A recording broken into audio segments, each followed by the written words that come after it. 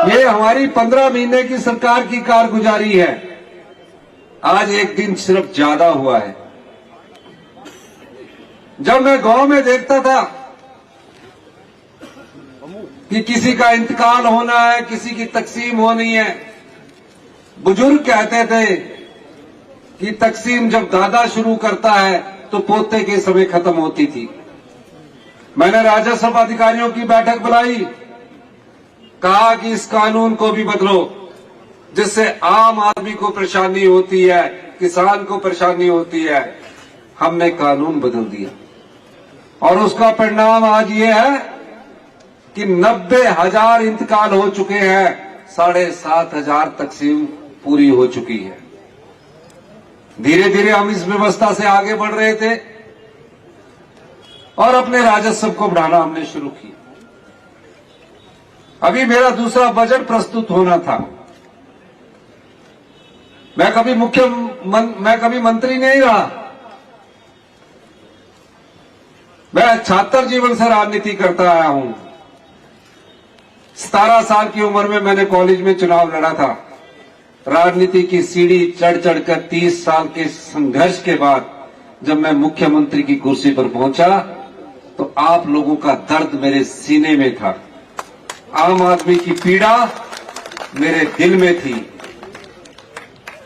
और मैं बजट प्रस्तुत करने जा रहा था। बजट प्रस्तुत हुआ। उस बजट में क्या योजनाएं थी?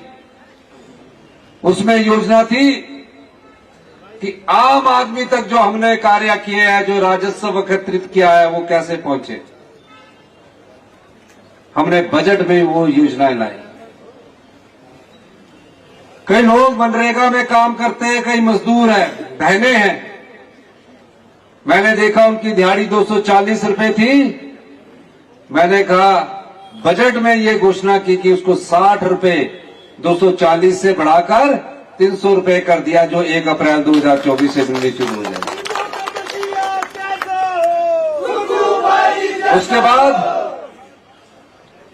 उसके बाद गांव में बुजुर्ग होते हैं, कभी बीमार हो जाए तो उनका खर्चा कौन करेगा? हमने 70 साल से ऊपर के उम्र के बुजुर्ग जो भी बीमार हो गए, उनको सारा खर्चा उनकी बीमारी का हमारी सरकार उन्हें उपलब्ध करवाएगी। ये योजना थी। किसान की आय कैसे बढ़े? हम सब लोग 90% लोग जो हैं वो गांव में रहने वाले हैं, गांव के रहने वाले हैं। ठीक है, शहर में एक घर बना लेते हैं आने के लिए, लेकिन हमारा जो पैतृक है वो गांव से जुड़ाव है। अब गांव के आदमियों के पास पैसा कैसे हाथ में पहुंचे? मैं देखता हूं कहीं दिल्ली जाता हूं, बॉम्बे जाता हूं तो हमारे लोग वहां वेटर लगे हुए मिलते हैं। हमने सोचा कि गांव की आर्थिकी को बढ़ाना है, गांव के लोगों के हाथ में पैसा पहुंचाना है, तो कौन सी योजना लाई जाए। हमारा ध्यान गया कि हमारे गांव के लोगों के पास पशु होते हैं, किसी के पास गाय है, किसी के पास भैंस है। अब गाय का दूध 32 रुपए किलो सरकार खरीदती है, उससे तो उसका गुजारा नहीं चल सकता था। हमने गाय के दूध में 13 रुपए की ऐतिहासिक वृद्धि की और 45 रुपए किलो के हिसाब से आने वाले अप्रैल में सरकार गाय का दूध खरीदेगी। 55 रुपए के हिसाब से भैंस का दूध खरीदेगी। उससे ऊपर वो बाजार में बेच सकता है। हिमाचल प्रदेश हिंदुस्तान का पहला ऐसा राज्य बना जिसने दूध और पर सपोर्ट प्राइस दिया। इसका परिणाम धीरे धीरे आपके हाथ में आएगा, गांव के लोगों के हाथ में धीरे धीरे आएगा। 1 साल बाद आप महसूस करेंगे। फिर हमने कहा जो पशु रखता है, अगर वो यूरिया का उपयोग नहीं करेगा, गोबर से खेती करेगा, तो गोबर से पैदा होने वाले गेहूं को सरकार 40 रुपए प्रति किलो के हिसाब से खरीदेगी और मक्की को 30 रुपए किलो के हिसाब से खरीदेगी। ये गांव की अर्थव्यवस्था को मजबूत करने के लिए हम आगे बढ़े। उस समय मेरे एक और चीज ध्यान में आई। रात को अगले दिन बजट प्रस्तुत करना था कि जहां हमने अनाथ बच्चों को उनकी पढ़ाई का खर्चा 27 साल तक उनके रहने का खर्चा, उनकी शादी का खर्चा सरकार ने दिया, तो विधवा बहनों का ध्यान आया। 1,15,000 हिमाचल प्रदेश में विधवा बहनें हैं, एकल नारी है। उनके बच्चे पढ़ने में अच्छे हैं, लेकिन पैसे की तंगी के कारण उच्च शिक्षा ग्रहण नहीं कर पाते। कई बच्चे डॉक्टर बन गए, लेकिन पैसा या तो कर्ज के माध्यम से धीरे धीरे ले रहे हैं, मन में कुंठा रहती थी।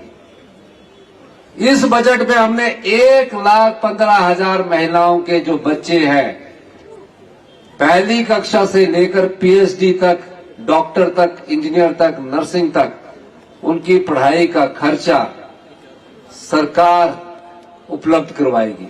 ये विधवाओं के लिए हम योजना लेंगे। उनको किसी के आगे हाथ फैलाने की जरूरत नहीं है। उनको अधिकार देना चाहते कि उनके बच्चे पढ़कर डॉक्टर बने, इंजीनियर बने। ये दूसरे बजट में हमने प्रस्तुत किया। उसके बाद हमने देखा कई विधवा महिलाएं हैं जिनके पास घर नहीं है बनने को। हमने कहा अगर उसकी आय 2.5 लाख रुपया है तो उसको 3 लाख रुपया घर बनाने के लिए हमारी सरकार उपलब्ध करवाएगी। सरकारी कर्मचारी है, ओल्ड पेंशन स्कीम मिल गई, लेकिन महंगाई जब बढ़ी, हमने 4% डीए की घोषणा अपने संसाधनों से दी। और जो पुलिस वाले बेचारे भाई पिछले 10 साल से 7 रुपए की डाइट मनी पर टिके थे, मुझे कहा कि इस डाइट मनी को 7 रुपए से बढ़ाकर 210 से बढ़ाकर 500 रुपए कर दिया जाए। मैंने कहा, मैं विधानसभा में कई बार विधायक होने के नाते बोलता था, मैंने सीधा 5 गुना बढ़ाकर उन्हें 1,000 रुपया पर मंथ की डाइट मनी दी। ये पैसा कहां से आया? ये पैसा उस भ्रष्टाचार के चोर दरवाजे बंद करके आया जो भ्रष्टाचार के रास्ते से भ्रष्टाचारियों की जेब भरा करते थे। ये आपका पैसा था, ये जनता का पैसा था, और आज हमें फक्र महसूस होता है कि उस पैसे से हम आपकी सेवा कर रहे हैं। मैं भी सोचता कि रूटीन गवर्नमेंट है, 40 साल से ऐसी व्यवस्था चली आई है। मैं भी मुख्यमंत्री पद का आराम फहराता, चलने देता उस व्यवस्था को।